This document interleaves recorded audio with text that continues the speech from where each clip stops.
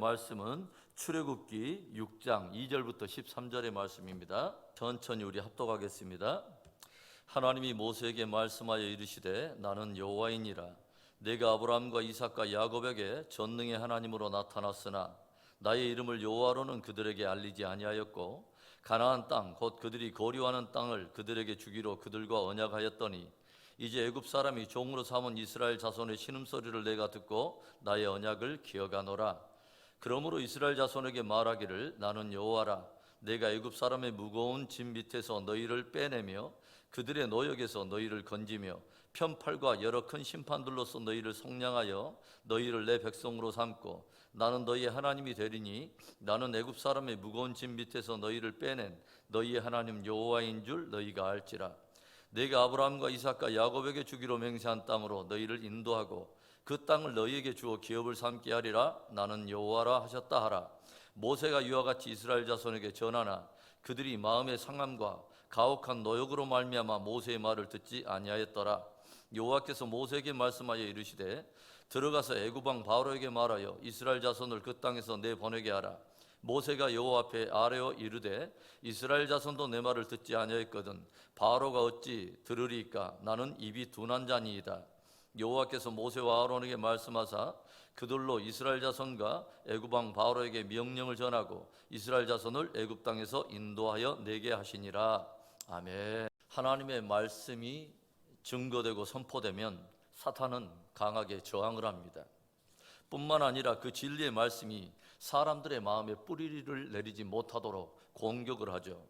하나님의 말씀이 뿌려질 때에 길가와 같이 굳은 마음으로 인해 깨닫지 못할 때 공중의 새들이 와서 그 말씀을 먹어 치워버리죠. 흙이 얇은 돌밭과 같은 그런 마음에 뿌려져서 잠시 깨달음으로 즐거워하지만 말씀으로 말미암아 또 핍박이 찾아올 때 그것을 견디지 못하게 되면 역시 마귀가 와서 그 말씀을 빼앗아 가버린다고 성경이 기록하여 들려줍니다. 때로는 가시와 엉겅퀴와 같이 세상 염려와 재리의 유혹이 말씀의 기운을 막아버릴 때도 있습니다. 우리들이 하나님의 말씀을 우리의 마음에 굳게 지키는 것이 얼마나 중요한 일인지 모릅니다. 예수님께서 하나님의 나라를 여러 비유로 들려주실 때 가장 먼저 들려주셨던 비유가 바로 하나님의 말씀을 받는 4가지 마음밭에 대한 비유 아니었습니까? 늘 말씀을 생명처럼 받고 생명을 다해 말씀을 지키는 복된 믿음 되기를 주의 이름으로 축원합니다. 모세가 하나님의 말씀을 바로에게 전했을 때 그는 곧장 완고하고 강팍한 마음으로 거절할 뿐만 아니라 이스라엘 백성들에게 더욱 무거운 짐을 지우고 또 학대를 더욱 또 가중하게 그렇게 하기 시작하죠. 그리고 이 일로 인해서 모세와 아론은 동족 이스라엘 백성에게조차 원망과 비난을 받게 됩니다. 모든 상황이 표면적으로 더욱 뒤틀리기 시작하고 더욱 악화되는 것처럼 보여요. 이제는 모세조차 지쳐 풀이 죽어가는 것을 우리가 보게 됩니다. 그런데 오늘 하나님께서는 모세에게 당신의 이름을 다시 상기시키시고 당신의 언약을 다시 들려주면서 지쳐있는 모세를 다시 일으켜 세우시는 것을 우리가 보게 됩니다. 하나님의 언약이 반드시 이루어질 것을 우리가 확신할 수 있고 그 언약을 붙들고 믿음의 전진을 할 수 있는 근거가 무엇입니까? 첫째로는 우리에게 언약을 해주시는 바로 그 하나님은 스스로 계시는 여호와 하나님이시기 때문에 그렇습니다. 하나님께서 맨 처음으로 출애굽에 대한 약속을 주신 것은 아브라함과 언약을 맺을 때였습니다. 창세기 15장을 보시면 13절과 14절에 이런 말씀이 기록되어 있어요. 여호와께서 아브라함에게 이르시되 너는 반드시 알라. 내 자손이 이방에서 객이 되어 그들을 섬기겠고 그들은 400년 동안 내 자손을 괴롭히리니 그들이 섬기는 나라를 내가 징벌할지며 그 후에 내 자손이 큰 재물을 이끌고 나오리라. 하나님께서는 아브라함에게 장차 400년 후에 되어질 어떠한 사건들을 들려주시죠. 하나님께서 인생들과 맺은 언약이 세월이 흘려도 그 언약이 유효한 것은 인생들은 역사에서 사라져가도 하나님은 항상 살아계셔서 스스로 자존하시는 그 하나님으로 계시기 때문에 그렇습니다. 오늘 하나님께서는 지쳐있는 모세에게 모세를 처음 불렀을 때 당신을 드러내셨던 이름을 다시 한번 들려주시죠. 나는 여호와이니라. 나는 스스로 있는 자니라 말씀하십니다.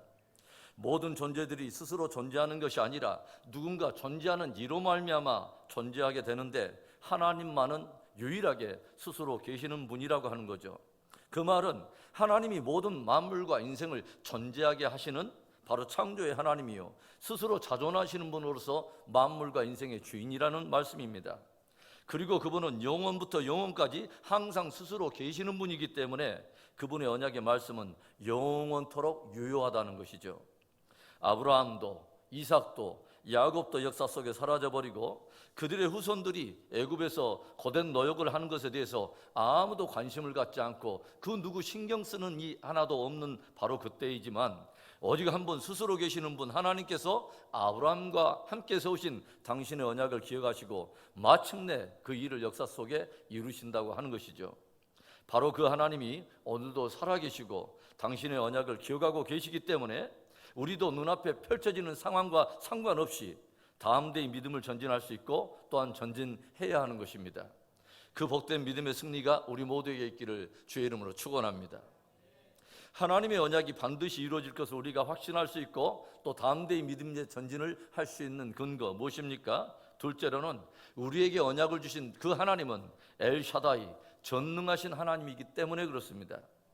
하나님께서는 일찍이 당신이 아브라함과 이삭과 야곱에게 전능의 하나님으로 나타나셨다는 말씀을 모세에게 들려줘요. 엘샤다이, 전능하신 하나님. 우리들이 하나님께서 하신 언약을 깊이 신뢰할 수 있는 근거는 그분이 그 약속을 능히 행하실 수 있는 전능하신 하나님이기 때문에 그렇다고 하는 거죠. 하나님께서 아브라함에게 당신을 전능한 하나님으로 드러내시는 때가 어느 때였습니까? 창세기 17장 1절을 보시면 아브라함이 99세 때에 여호와께서 아브라함에게 나타나사 그에게 이르시되 나는 전능한 하나님이라 너는 내 앞에서 행하여 완전하라. 하나님께서 믿음의 조상 아브라함에게 밤하늘의 별과 같은 무수한 자손들을 약속해 오셨지만 세월이 흘러서 어느덧 아브라함의 나이가 99세가 되었습니다. 이제는 사라의 경수도 다 끊어져 버렸어요. 후손을 얻을 만한 인간적인 모든 가능성이 다 끊어져 버린 것입니다. 그런데 주님은 여전하게 아브라함에게 그 약속을 또 들려주세요. 아브라함에게 하나님은 당신은 엘샤다이, 전능하신 하나님이라고 말씀하십니다. 그분의 언약이 반드시 성취될 수 있고 우리들이 그것을 굳게 신뢰할 수 있는 이유는 그분은 전능하신 하나님이기 때문에 그 어떤 것도 그분의 행하신 일을 막거나 방해할 수 없다고 하는 것이죠.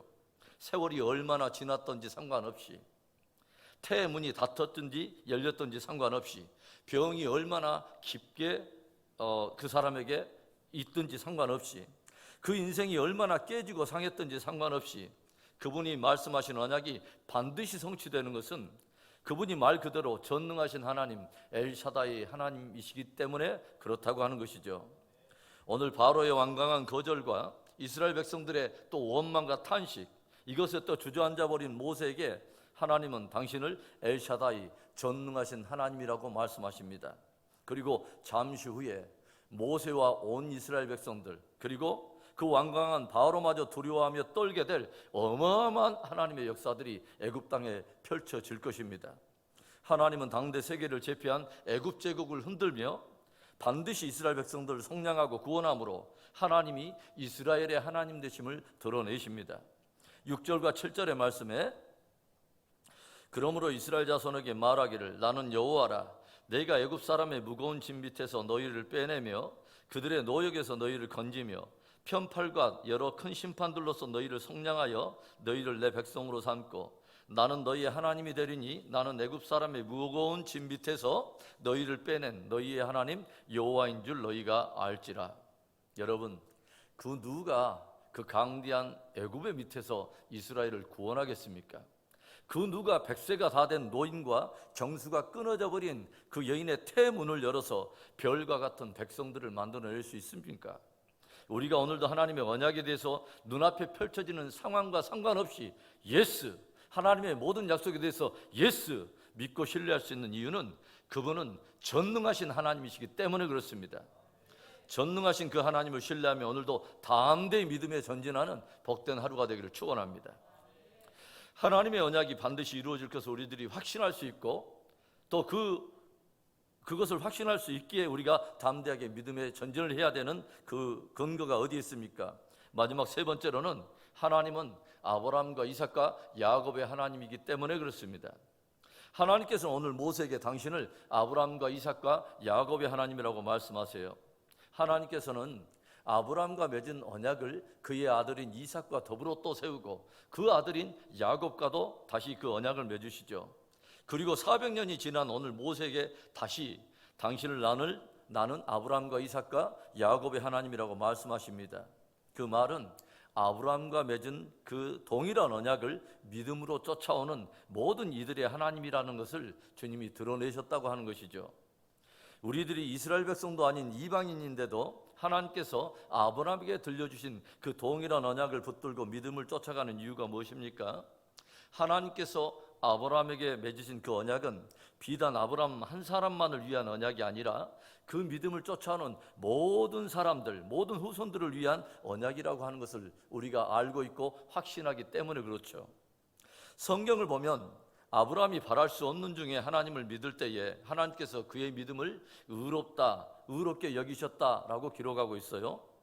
도저히 자신의 나이나 신체적인 조건이나 환경과는 너무도 동떨어져 보이는 하나님의 약속인데도 아브라함은 다만 그 말씀하시는 분이 누구인지를 알기에 그 약속을 굳게 붙들고 믿었더니 그 믿음을 보시고 하나님이 의롭다라고 여겨주셨다고 하는 거죠.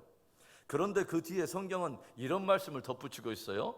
로마서 4장 23절과 24절의 말씀에 그에게 의로 여겨졌다 기록된 것은 아브라함만 위한 것이 아니요 의로 여기심을 받을 우리도 위함이니 곧 예수 우리 주를 죽은 자 가운데서 살리신 이를 믿는 자니라. 아브라함을 의롭다 하신 것은 그 사람만을 위한 것이 아니요 그 믿음을 쫓아가는 모든 이들을 위한 하나님의 약속이라고 하는 것이죠. 우리들이 하나님의 언약을 굳게 붙들고 담대히 믿음의 전진을 할 수 있고 믿음 전진해야 되는 그 이유, 그것은 하나님은 그 언약을 믿음으로 붙드는 모든 이들에게 신실하신 분이기 때문에 그렇습니다. 사랑하는 성도 여러분, 하나님의 말씀을 붙들고 가는 성도들 앞에 다가오는 현실은 때때로 너무도 가혹하고 너무도 고통스러울 때가 있죠. 그러나 성도는 가혹한 현실 속에서도 하나님의 말씀이 거할 마음의 터를 굳게 지켜야 합니다. 하나님은 오늘도 살아계시고 스스로 계신 분이요 그분은 전능하신 엘샤다이의 하나님이요 언약을 믿음으로 붙드는 모든 이들에게 신실하신 하나님이기 때문에 오늘도 진리의 말씀 또 진리의 약속을 붙들고 묵묵히 믿음 전진하는 복된 저와 여러분 되기를 다시 한번 주님의 이름으로 축원합니다.